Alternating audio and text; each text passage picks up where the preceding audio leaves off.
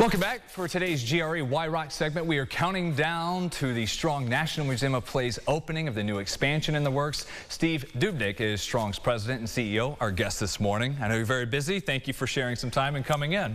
Glad to be here, Brennan. Thank you very much. We've done a lot of preview stories talking about it, this expansion of 90,000 square feet coming up later this week on Friday.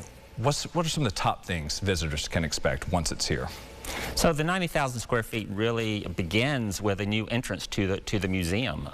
We are shifting the entrance from where it has been for the last 3 years, kind of on the south side of the garage, to the front side, and you'll go into this POP, we call it the Portal of Play, which is a glass enclosed atrium with elevators and stairs. Takes you down to a new entrance atrium to the museum, which has an OLED butterfly canopy in partnership with OLED Works. So you'll look up and see 144 butterflies twinkling over your head as you walk in.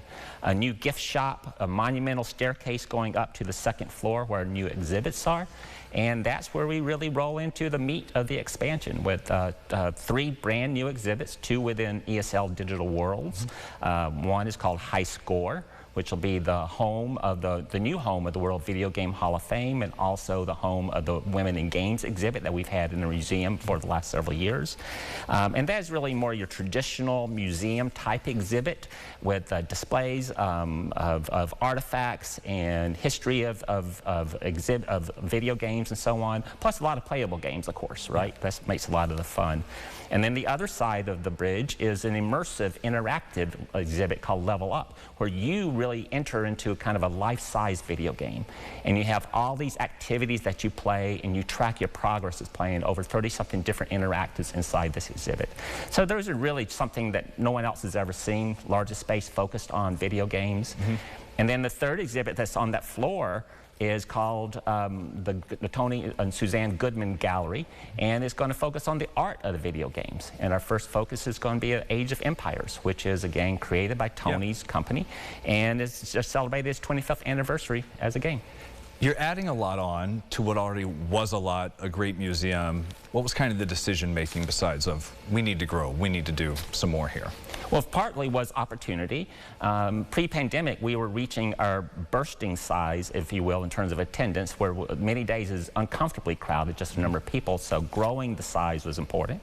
But the secondly is that play continues to change and evolve, and how people play is changing and evolving.